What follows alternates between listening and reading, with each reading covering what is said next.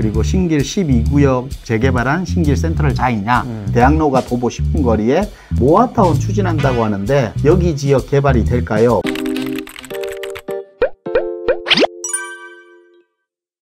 네, 안녕하십니까. 부전자전TV의 신성민입니다. 네, 안녕하십니까. 김태준입니다. 네, 오늘 또 시청자 여러분들이 저희 방송 영상을 보시고 많은 분들이 댓글을 달아주셨는데 이 질문에 대한 답변을 간단하게 정리해드리고자 오늘 방송 시간을 준비했는데요. 자, 오늘 댓글들이 많이 달렸죠? 네, 댓글들이 좀 달려있는데 댓글 중에 그런 칭찬의 댓글이라든지 또 그리고 또 잘못된 정보에 대한 내용도 있을 겁니다. 하지만 오늘은 그 내용보다 질문들 내용들이 좀 있어요. 몇 가지가. 네. 그 질문에 대한 답변을 좀 하려고 합니다. 최근에 영상 들어간 것 중에 우리 신 대표님 찍어준 6억 원이야 실거주 아파트에 대해서 한번 영상을 찍었지 않습니까? 네네네. 그렇죠. 그러니까 특례 보금자리론의 혜택을 받는 주택의 개발 이슈까지 있는 이런 주택이다 보니까 관심이 좀 많았었는데 여기도 이제 이런 댓글들이 달려 있는 것 같아요. 하나씩 한번 살펴보겠습니다. 네, 제가 한번 첫 번째 내용부터 읽어드리겠습니다. 캐나다에서 늘 시청하고 있는 부전자전 애청자입니다. 팍스TV도 보고 있다고 그러네요. 네, 일단 감사 인사 드리겠습니다. 또 바로 전화나 방문이 좀 어렵기 때문에 당연히 거리가 멀기 때문에 그렇겠죠. 그래서 신 대표님께 전문가 의견을 구하고자 합니다.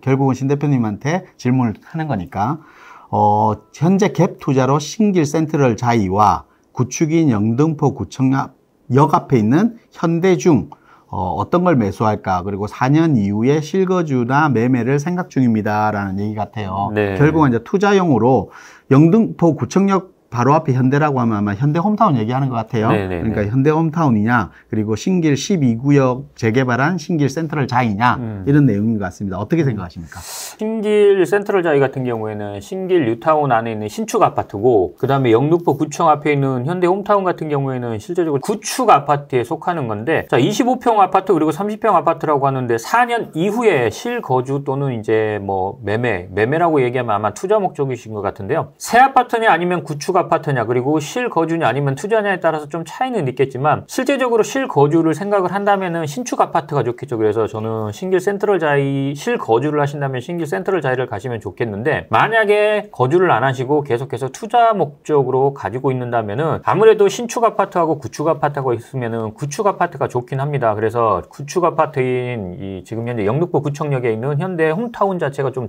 좋아 보이긴 한데, 이왕의 투자 목적이라고 한다면은 영등포 구청 역 앞에 있는 현대 홈타운 같은 경우는 리모델링으로 추진되는 아파트이고 주변 초역세권의 아파트고 입지 환경 자체도 좋기는 한데 투자성 자체를 따진다면은 조금 다른 거를 좀 선택하지 않나 싶습니다. 그래서 제가 지금 현재 댓글 달아주신 신길 센트럴 자이 바로 건너편에 보면은 신길 우성 아파트 2차, 신길 우성 2차라고 있는데 여기가 이제 재건축으로 진행되고 있습니다. 그리고 이미 구역 지정까지 끝났고 앞으로 이제 추진위 설립이나 조합 설립인가 계속해서 재건축은 진행이 될 건데, 같은 투자 목적이라고 한다면은 저는 당산동 현대홈타운보다는 같은 이제 신풍역 앞에 있는 신길 우성 2차를 좀 선택하는 게 낫다. 그래서 여기에 대한 답글 자체를 말씀드린다면 신길 센트럴 자이는 실거주 목적 그리고 투자 목적을 조금 더 생각을 한다면은 당산동 현대 홈타운보다는 아무래도 같은 지역에 있는 신길 우성 2차 아파트를 좀 선택하는 게 좋다, 이렇게 말씀드리고 싶습니다. 좀 정리를 해드린다라고 하면 일단 4년 후에 캐나다에 들어와서 실거주의 목적이라고 하면 좀 더 신축 아파트인 2년 차밖에 안 된 신길 센트럴 자이 를 들어가는 게 맞다라고 말씀하신 것 같고요. 투자 목적이라고 하면 리모델링을 추진할 수 있는 당산동 현대 홈타운보다는 지금 현재 재건축을 추진하고 있는 투자성이 좀 높은 아파트를 선택하는 게 좀 좋다. 그래서 구체적으로 말씀드리면 신길 우성 2차 같은 경우 지금 1000세대 이상의 대단지 규모로 재건축을 추진 중이기 때문에 이런 아파트를 선택하는 게 좋다. 아마 가격대는 같은 건가요? 가격대는 좀 비슷하고요. 가장 이 세 개 아파트를 비교한다면은 신길 센트럴 자이가 아무래도 신축 아파트이다 보니까 가격대는 좀 1, 2억 정도는 더 높게 형성돼 있고, 그 다음에 당산 현대 홈타운이나 아니면은 신길 우성 같은 경우에는 비슷한 평형대로 비슷한 가격대에 형성돼 있는데, 리모델링으로 추진되는 아파트냐 아니면은 재건축으로 추진되는 아파트라고 따진다면 저는 리모델링보다는 재건축에 손을 많이 들어주고 싶기 때문에 신길 우성 2차를 좀 보셔라, 이렇게 말씀드리고 싶습니다. 네. 그리고 두 번째 또 질문이 있는데요. 서울은 초역세권이 큰 메리트가 있어 보이네요. 그 중에서 설명해 주신, 아마 신도변이 설명해 주신 아파트 같아요. 창신 쌍용, 홍제 한양, 신내 건영 2차가 좋아 보입니다. 서울의 신혼집 매수 고려 중인데 참고가 많이 되어서 감사합니다라고 보내주셨어요. 그래도 또 새 아파트를 좀 선택 중인 것 같아요. 여기서 또 그래도 신 대표님이 방송을 하셨으니까 뭐 이게 중에서 또 순위를 매길 수도 있는 거 아니겠습니까? 그렇죠. 그래서 좀 뭐 댓글 달아주신 분한테 좀 도움될 수 있는 말 이런 걸 좀 말씀해 주십시오. 지금 현재 신혼집으로 이제 거주 겸 투자로서 고민한 것 같은데 지금 현재 질문 주신 걸로 따지면은 창신동에 있는 쌍용 아파트 그리고 홍제동에 있는 한양 아파트, 신내동에 있는 건영 2차 아파트가 있는데 자 신혼집을 고려한다면 실거주와 투자를 두 개 다 생각하시는데 아마도 여기 그 질문 주신 분의 거주 환경이라든가 아니면은 직장이라든가 이런 걸 좀 따져봐야겠지만 세 개 아파트 다 좋은 아파트이고 또 세 개 아파트가 다 리모델링으로 진행되는 아파트입니다. 그런데 이 중에서 만약에 저는 추천을 한다면은 창신동에 있는 쌍용이라든가 아니면 홍제동에 있는 한양 아파트 두 개를 좀 추천해드리고 싶습니다. 왜냐면은 지금 현재 우리 질문 주신 분이 직장이라든가 아니면은 생활권 자체가 어딘지를 모르기 때문에 되도록이면 중심권에서 좀 인접해 있는 지역 그 중에서도 뭐 종로구에 있는 창신 쌍용 아파트 뭐 저는 2단지를 말씀드렸는데 1단지, 2단지 다 좋긴 합니다. 그리고 홍제동에 있는 한양 아파트 이 두 개 아파트가 역세권에 위치하고 있고 다 리모델링으로 추진하고 있기 때문에 이 두 개 아파트에서 좀 선택하는 게 좋지 않나 이렇게 판단이 됩니다. 말씀드리면 결국은 창신 쌍용이나 홍제 한양 같은 경우는 입지적으로 도심권으로 접근성이 훨씬 더 신내 건영보다는 좀 높기 때문에 아마 도심 접근성을 보는 창신 쌍용이나 홍제 한양에 대해서 말씀 주신 것 같아요. 네네. 근데 홍제 한양 아파트 같은 경우는 참고로 말씀드리면 리모델링 추진이 지금 뭐 수직 신축에 대한 리모델링 반대로 인해서 재건축을 선회하는 뭐 이런 부분도 있다라고 합니다. 그렇기 때문에 리모델링 홍제 한양 같은 경우는 리모델링 추진이 좀 어려울 수 있다. 수직 신축이면 사업성이 좀 힘들 수도 있다. 뭐 이런 얘기도 있으니까 그 부분을 좀 더 면밀히 검토 후에 좀 매수하셨으면 좋겠다. 이렇게 말씀드리고 싶어요. 그리고 세 번째 질문이 있는데요. 여대역, 뭐, 한성대역, 대학로가 도보 10분 거리에 뭐, 여러 가지 공기도 좋고 산책로도 훌륭한 도남동 한진 아파트 24평. 도심권이다 보니까 싸고 관리되는 4,300세대 대단지다 보니까 이런 장점들이 많은 아파트다. 근데 단점도 있죠, 분명히. 네. 그래서 근데 이거는 뭐, 질문이 아니라 질문보다는 이제 이렇게 적어주신 것 같아요. 같아요. 이런 아파트도 있다라고 해서 그러니까 적어주신 것 같아요. 얘기가 나왔으니까 도남동 한진 아파트에 대해서도 대표님 한번 설명해 주시죠. 실제적으로 도남진 한진 아파트 같은 경우에는 완전 대규모 대단지 아파트이고 지금 현재 가격대도 굉장히 저렴하게 나와 있기 때문에 실거주하기에는 정말 좋습니다. 그래서 실수요자들 또는 투자 수요들 자체도 갭투자, 과거에는 갭투자가 좋은 아파트 중에 하나였는데 실제적으로 지금 갭투자하기에는 좋은 아파트는 아니고 제가 이제 이 영상을 찍은 이유는 6억 이하의 아파트 중에서 이런 갭투자가 아닌 재건축이라든가 아니면은 리모델링이 진행되고 있는 아파트, 개발 이슈가 있어서 앞으로 거주를 하면서 가격 상승 여력이 조금이라도 더 많은 그런 아파트를 소개하고자 이 영상을 찍었는데 이 아파트 같은 경우에는 뭐 재건축이라든가 리모델링 이런 개발 이슈가 있는 아파트가 아니기 때문에 이 아파트도 물론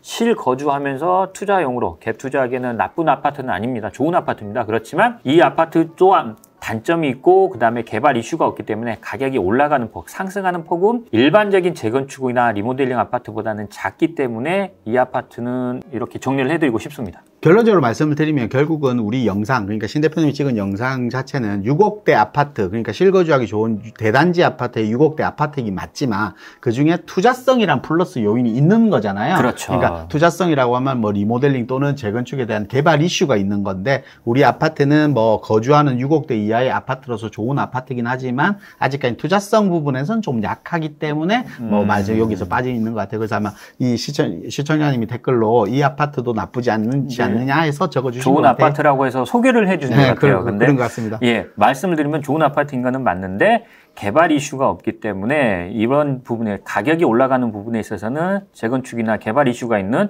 이런 아파트들보다는 가격 상승 여력이 조금 작다. 그렇다고 해서 나쁜 아파트가 아니라 좋은 아파트다. 이렇게 답변 드리고 싶습니다. 네. 그리고 다음 또 댓글에 질문을 좀 볼게요. 우리 행당 대림 아파트 리모델링에 대해서 좀 얘기한 부분이 있는 것 같아요. 네, 맞아요. 그래서 행당 대림 아파트 댓글에 보니까 행당 대림 역시 재건축이 힘든가 보네요. 저도 재건축 될 거라 생각했는데 리모델링밖에 없네요. 감사합니다. 우리 김 대표님이 영상 찍은 거네요, 이거는. 그리고 그런 것 같습니다. 방송 영상이었던 것 같아요. 리모델링 역시 답이군요. 네. 그다음에 뭐 훌륭한 입지가 훌륭한데 리모델링도 좋을 것 같네요. 시간은 돈이니까.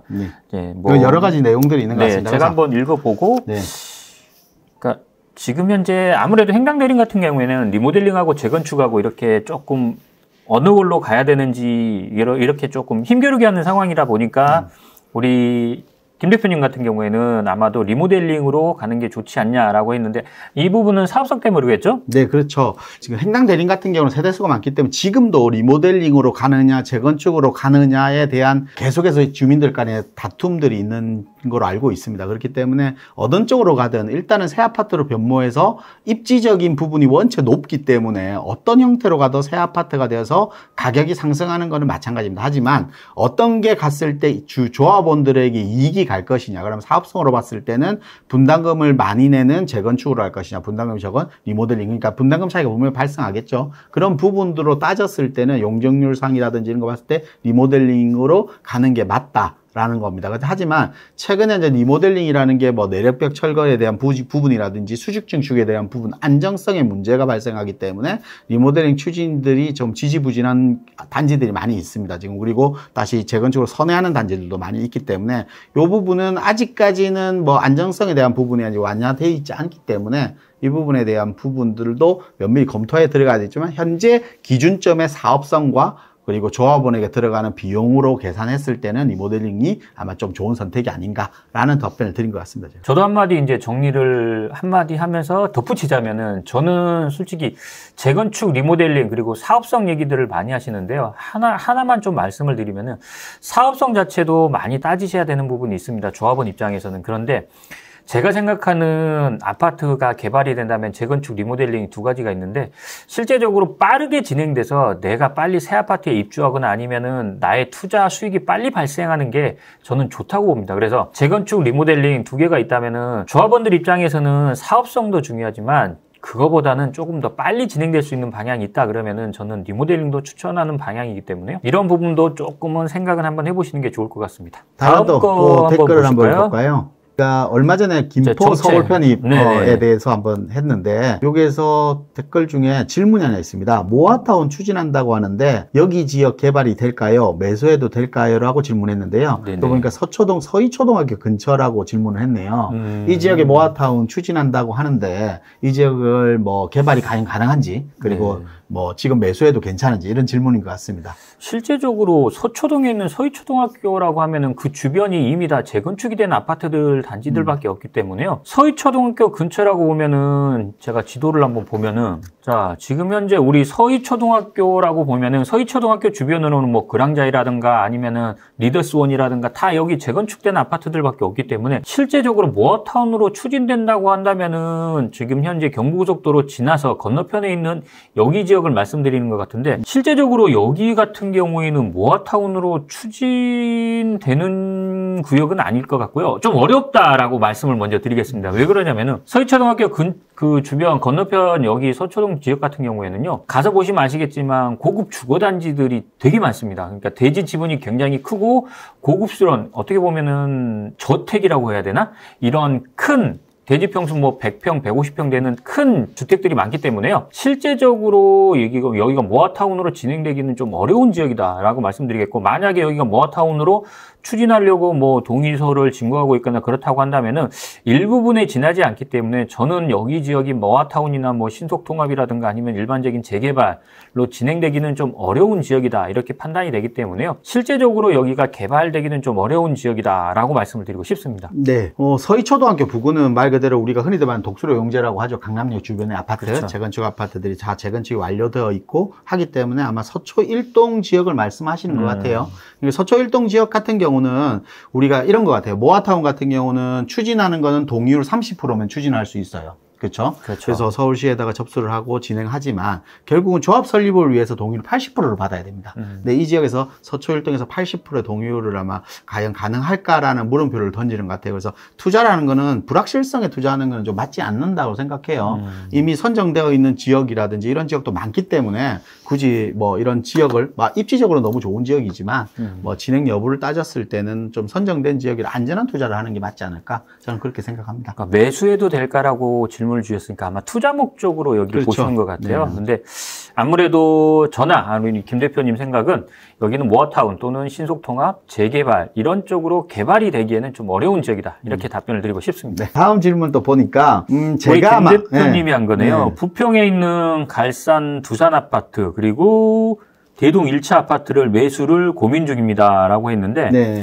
실제적으로 부평에 있는 갈산 두산 아파트, 대동 아파트 이거 둘 다 비슷한 위치에 있는 아파트 아닌가요? 네, 지금 뭐 지도를 보시면 아시겠지만 두산 아파트와 대동 1차는 갈산지구에 있는 지역인 것 같아요. 그러니까 질문 자체가 이제 갈산지구에 있는 두산 아파트와 대동 1차 아파트를 비교 분석하는 것 같은데 두 아파트는 그냥 길 하나 차이로 있습니다. 그리고 연식도 같은 연식이고 거의 다 비슷합니다. 그렇기 때문에 실질적으로 어떤 아파트를 선택하느냐, 거주의 목적이나 투자의 목적인가를 적혀 있지 않기는 정확한 답변을 할 수는 없지만 그렇죠. 실거주의 목적이라고 하면 내가 맞는 타입의 그러니까 아파트도 동일 평형의 동일 타입은 아닙니다. 다 다르기 때문에 그게 맞는 그리고 향과 그리고 층도 다르기 때문에 이런 부분들을 좀 선택하시는 게 맞다. 그래서 어떤 아파트가 더 많이 오를 것이냐에 대한 분석이라고 하면 실질적으로 지하철 역세권과 상업지가 조금은 더 가까운 두산 아파트가 조금은 낫지 않을까. 근데 뭐 대동 아파트 1차랑은 큰 차이는 안 날 겁니다. 하지만 조금 더 지하철역과 가깝고 그리고 상업시설과 조금 더 가까운 지역이 조금 더 낫지 않을까 이렇게 판단됩니다. 지금 이제 우리 김 대표님은 두산 아파트 그리고 대동 1차 아파트가 있다 그러면은 지하철역하고 조금 더 가깝고 주변에 이 상업지역이라든가 인프라가 조금 더 좋은 이 두산 아파트 쪽을 좀 손을 들어주셨네요. 네, 실거주 목적이라고 하면 뭐 층, 향, 타입 다 있지 않습니까? 그게 맞춰서 좀 움직이는 게 맞다. 저는 그렇게 생각합니다. 알겠습니다. 그러면은 두산 아파트가 좀 더 낫다. 이렇게 답변을 드리고 다음 또 질문 한번 볼게요. 대구 달성군 다사읍, 지금 대구 쪽입니다. 다사 쪽이네요. 네, 다사읍이죠. 이게 다사 쪽이면 내년 6월 이사를 해야 되는데 뭐 아직 내년 6월이면 한 8개월 정도 남았어요. 내년 초 매매를 할지 아니면 전월세로 한 바퀴 더 전세로 더 살지 임대로 한 번 더 돌지 고민이 됩니다. 신혼이라 디딤달 대출을 이용할 건데 시기적으로 관점으로 봤을 때 매매하는 게 맞는지 아니면 한 바퀴 더 임대를 가는 것이 맞는 건지 이게 궁금한 것 같아요. 신 대표님 어떻게 생각하십니까? 만약에 저는 다사 쪽으로 간다고 하고 지금 실제적으로 신혼 초고 그다음에 실거주를 생각을 하고 있는 것 같아요. 자, 그렇다면은 저는 아무래도 지금 임대보다는 전월세를 한 번 더 돌고 가는 것보다는 그냥 매매로 들어가시는 게 조금 더 낫다 이렇게 말씀드리겠는데 실제적으로 대구 지역 같은 경우에는 지금 입주 물량 자체가 굉장히 많습니다. 그리고 이 입주 물량 자체도 많지만 미분양 아파트들도 많습니다. 근데 실제적으로 이런 미분양 아파트 입주 물량이 많은 거는 이 달성군 쪽이 아니라 아무래도 이제 다른 지역 뭐 수성구라든가 아니면 동구라든가 이런 지역들의 입주 물량들이 많이 몰려 있는데 실제적으로 시청자분이 주신 달성군 다사 쪽은 입주 물량 자체가 거의 없기 때문에요. 굳이 이거를 임대로 들어가셔가지고 한 번 더 살고 거주하시고 매수를 한다 하더라도 가격이 그렇게 크게 떨어지거나 아니면 그러진 않을 것 같기 때문에 이왕에 실거주를 하신다면은 저는 그냥 지금보다는 내년 초 정도를 매수 타이밍으로 잡아가지고 매수하셔가지고 거주하시는 게 좀 낫지 않나 이렇게 생각이 됩니다. 제가 이제 덧붙인다라고 하면 제가 예전에 저 대구 쪽에서 잠깐 거주를 한 적이 있죠. 그래서 다사업이라고 하면 대구 지하철 2호선 다사역 인근 지역의 아파트가 밀집 지역일 겁니다. 그러다 보니까 주변 지역으로는 도시 확장성은 좀 부족합니다. 그러니까 주변 집중적으로 되어 있는 아파트 단지 외적으로는 주변 환경이 그렇게 좋은 입지를 가지고 있지는 않는 지역이 다사업입니다. 근데 지금 다사업 같은 경우 다사역 주변 지역에 있는 신축 아파트들, 그러니까 한 2년 차 뭐 이런 아파트들은 지금 평당 가격이 한 1,300에서 1,400만 원 정도 할 거예요. 지금 가격대로 보면. 근데 우리가 대구 같은 경우는 수성구가 가장 가격이 높습니다. 그 이유는 수성구가 결국은 대구의 대치동이다. 뭐 이런 얘기가 있잖아요. 그렇죠. 그러니까 대구 같은 경우는 결국은 학군에 따라서 가격이 결정되는 지역이기 때문에 제가 볼 때는 바로 옆에 성서산업단지라는 산업단지를 끼고 양쪽으로 보면 다사읍이 있고 오른쪽에 달서구가 있습니다. 그 달서구에 뭐 지금 월성동이라든지 이런 지역이 그나마 학군은 좀 더 나은 지역입니다. 그 지역도 뭐 신축 아파트는 아니지만 그리고 10년 차 내외의 아파트도 비슷한 비슷한 가격에 매수할 수 있거든요. 그러면 저는 학군 지역이 있는 지역을 좀 선택하는 게 대구에서는 좀 더 메리트가 있지 않을까. 그래서 가격적인 부분인가요? 네, 가격적인 부분도 같기 때문에 그러니까 실거주 목적보다는 저는 뭐 이걸 질문하신 거는 뭐 매수하시고 가격이 떨어지거나 가격이 올랐으면 더 좋은 거잖아요. 떨어지면 안 되는 거고요. 그렇죠. 그렇다라고 하면 좀 더 가격이 오를 수 있는, 그리고 부동산은 제가 항상 말씀드리지만 부동산은 매도가 중요한 거잖아요. 그러니까 팔기 좋은 부동산이 가장 좋은 부동산입니다. 그래서 대구에서는 학군 지역에 따른 그리고 신축 아파트에 대한 부분, 이 두 가지가 가격을 올렸는데 저는 신축보다는 학군이 좀 더 가격을 올리는 폭이 크지 않을까 이런 생각 때문에 좀 달성군보다는 달서구의 뭐 월성동이라든지 이런 지역을 좀 선택하는 게 어떨까. 그래서 그 지역도 한번 임장 활동을 좀 해보는 게 좀 어떨까 이런 생각을 좀 덧붙여 봅니다. 저희가 이제 이게 답변이 갈렸네요. 일단은 뭐 결론적으로 말씀드리면 저는 달서구보다는 달성군 쪽에 이제 다사 쪽에 그냥 실거주 목적으로 하는 게 낫고, 우리 김 대표님 같은 경우에는 달서구 쪽에 학군을 따라가라 이렇게 말씀을 하셨는데, 일단은 이 시청자분이 한번 임장을 활동 한번 해보시고, 저는 한마디 더 해도 되나요? 네. 네. 대구 지역에 이제 부동산 가격에 가장 큰 이 불안 심리가 있죠. 입주 물량. 아마도 2026년까지 대구가 입주 물량 자체가 거의 한 6만 5천 세대 정도 되거든요. 그러면은 이 입주 물량 자체가 어디에 많이 몰려 있냐면은 우리 김 대표님이 얘기한 달서구라든가 동구라든가 아니면 수성구 쪽, 이쪽에 거의 한 3만 4천 세대, 3만 5천 세대가 다 몰려 있거든요. 그러면은 이 입주 물량 자체가 내후년 2026년까지니까 내년 내후년까지는 조금 불안 심리가 적용하지 않나 싶습니다. 그래서 근데 저는 뭐 실질적으로 실입주 하시는데 신혼으로서 뭐 디딤돌을 들어봐서 간다라고 하면 우리가 부동산을 첫 매수하게 되면 그 집을 뭐 1년, 2년 있다가 매도하는 건 아니지 않습니까? 그렇죠. 그러니까 보통 뭐 초등학교를 들어가는 데까지는 아마 있기 때문에, 그렇다고 해서 자녀분이 생겨서 초등학교를 들어간다라고 하면 뭐 다사업 쪽의 초등학교가 나쁘다는 건 아니지만 학군이 조금 더 나은 지역으로 또 옮겨야 되니까 그것보다는 그쪽을 선택하는 게 좀 낫지 않을까. 저는 그런 판단에서 말씀드린 겁니다. 그래, 알겠습니다. 일단은 우리 시청자, 질문 주신 시청자분이 이런 것들을 임장 활동을 한번 해보시고 다사 쪽에 그냥 거주를 하실 건지 아니면 우리 김 대표님이 얘기한 달서구 쪽에 이 학군을 따라갈지 이거를 판단을 한번 해보셨으면 좋겠습니다. 자, 다음 또 댓글을 보니까 뭐 우리가 중계동 아파트에 대한 방송 영상을 찍은 적이 있는데요. 우리 김 대표님이 방송을 한 거네요. 중계동 은행 사거리 근처 아파트 가격 엄청 떨어지고 있는데 라는 얘기를 했는 것 같아요. 22평 상계주공이나 중계역 근처 구식 아파트도 추월당했습니다. 따위당했습니다.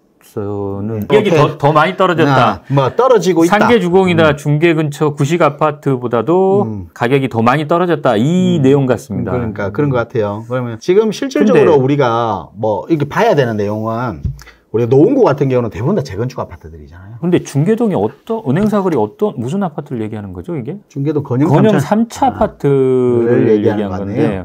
근데 지금 영상은 6개월 전이고 댓글은 한 달 전에 달린 한 달 전에 답변. 6개월에서 한 달이면 아파트 가격이 다 뭐 낮을 질고 제일 많이 떨어졌을 때 지금도 많이 떨어졌다 조금 회복하긴 했는데 그렇죠. 다시 이제 좀 했는데, 실제적으로 중계동의 은행 사거리 쪽의 아파트 가격이 떨어졌다고 하는데 전체적인 서울 아파트 가격을 한번 비교를 한번 해볼게요. 2021년 하반기가 어떻게 보면 최고점이었고 지금 현재 아마 올해 한 5월달, 6월달이 최저점으로 봅니다, 저는. 그러면은 21년하고 비교했을 때 올해 23년 6월하고 비교했을 때 안 떨어진 지역이 거의 없습니다. 어찌됐든 간에 가격이 보통 한 5%에서 한 30%까지, 많으면 30%까지 가격이 다 떨어졌다고 보셔야 됩니다. 근데 이게 중계동의 은행 사거리에 있는 아파트가 투자 가치가 없어서 떨어졌다는 게 전체적인 부동산 심리 때문에 하락했다고 봅니다. 첫 번째로 뭐 고금리라든가 아니면 전세 사기 여파라든가 아니면은 매매가 거의 안 이루어지기 때문에 어떻게 보면은 부동산 자체가 움직임이 없기 때문에 가격이 상승하기보다는 하락했다고 보는데, 이런 불안 심리 자체가 아직도 많이 남아있는 게 지금 현재 아파트 시장이라고 보셔야 됩니다. 근데 제가 저번 영상에서 말씀드렸는데 이런 불안 심리 자체는 아마도 내년 상반기, 그러니까 우리 부동산의 변곡점이 필요한데 그 변곡점이 되기 전까지는 이런 심리가 계속, 이런 부동산 상황이 계속되기 때문에요. 가격이 떨어진다고 짧게 보고 가격이 떨어진다고 일희일비하지 마시고 좀 기다리신다면은, 중계동 같은 경우에는 대부분 뭐 재건축이라든가 리모델링 이런 이슈가 있는 아파트도 있고 그 변하지 않는 학군을 가지고 있기 때문에요. 저는 가격이 계속해서 떨어지거나 아니면은 지금 현재 중계동 아파트들 자체가 다시 상승하지는 않는다고 보기 때문에 분명히 변곡점만 지난다면 중계동 아파트는 저는 상승한다고 판단이 됩니다. 우리 김 대표님은 어떻게 생각하세요? 지금 뭐 질문이 그런 것 같아요. 중계동 은행사거리 근처에 있는 아파트들이 상계동 상계주공아파트나 중계역 근처에 있는, 그러니까 상계역과 중계역 근처에 있는 아파트보다도 가격이 추월당했다. 그렇죠. 그러니까 그런 뜻인 것 같아요. 가격이 더 많이 떨어져서. 그래서 더 추월당했다 이런 뜻인 것 같아요. 근데 중계동 은행사거리 같은 경우는 우리가 동북선이라는 또 교통 호재를 가지고 있고, 그리고 말 그대로 뒤집어서 말한다라고 하면 추월당했다는 것은 내가 더 많이 떨어졌기 때문에 더 상승폭도 훨씬 더 클 수도 있다. 그렇기 때문에 실질적으로 우리가 학군이라는 입지는 변하지 않고 거기다 교통이 첨부된다라고 하면 떨어져 있는 게 만회된다라고 하면 훨씬 더 많은 상승폭이 있는 지역이 중계동이 또 아닐까 생각합니다. 이런 질문에 반대라고 하면 그렇죠. 실질적으로. 그래서 저는 중계동 지역의 가격은 아마 또 우리가 이렇게 봐야 될 것 같아요. 노원구 같은 경우는 창동 차량기지 개발이 또 이슈가 있잖아요. 그렇기 때문에 창동 차량기지가 개발되면 베드타운의 이미지에서 업무지구의 이미지로 좀 더 많이 개선될 것 같아요. 그러면 실질적으로 업무지구가 개선돼서 수요가 집중이 되면 그 수요는 결국은 또 학군이란 또 수요를 찾게 되겠죠. 그래서 학군 지역이라고 하면 뭐 노원에서는 또 중계동이 뒤처지지 않는 지역이기 때문에 앞장서는 지역이기 때문에 결국은 그 지역에 또 수요가 차들 수밖에 없는 지역이다. 그래서 저는 은행사거리 지역의 가격은 언제든지 회복할 수 있는 기회장이 열린 지역이다. 라는 말씀을 좀 드리고 싶습니다. 어찌됐든 우리 질문 주신 구독자분 같은 경우에는 이렇게 결론을 드리겠습니다. 중계동에 있는 은행사거리는 2보, 3보 전진을 위한 1보 후퇴다. 이렇게 보시면 될 것 같고요. 일단은 은행사거리라는 입지적인 장점, 그리고 학군, 그리고 교통호재, 동북선의 교통호재, 이거는 변하지 않기 때문에 결국에는 어느 시점 부동산 상황이 좋아진다면 어느 시점이 지났을 때는 분명히 상승폭은 이런 중계역 부근이라든가 그런 지역보다는 좀 더 많이 상승할 거다. 이렇게 말씀을 드리고 싶습니다. 오늘 영상 댓글 올라온 영상에 대해서 조금 간략하게나마 이렇게 신 대표님이랑 저랑 해서 이렇게 좀 얘기를 좀 나눴는데요. 앞으로 계속해서 댓글 이런 게 올라오면 실시간으로 계속해서 이렇게 그렇죠. 좀 영상을 찍어서 답변을 좀 드리는 시간을 좀 가져야 될 것 같습니다. 네, 저희들 영상을 보시고 궁금한 사항이 있으면은 댓글을 달아주시거나 아니면은 상담 전화도 이렇게 상단에 나가고 있으니까요. 상담 전화 주신다면은 댓글에 대한 이런 상담도 해드릴 거고 전화를 주셔도 저희랑 이렇게 상담을 해서 이 시청자분들의 고민도 해결해드리고 이런 재테크의 방향도 짜드릴 테니까 이런 많이들 댓글 달아주시거나 전화 주시면은 최대한 빠른 시간 내에 친절하게 상담을 한번 해드리겠습니다. 오늘 영상 여기서 마무리를 하고요. 다음 또 댓글에 대한 영상은 조만간 다시 한번 또 인사드리는 걸 하시죠. 자, 오늘 또 우리 구독자분들이 이런 질문 주신 거에 대한 답변을 달아드리는데요. 앞으로도 좋은 영상으로 찾아뵙겠습니다. 감사합니다.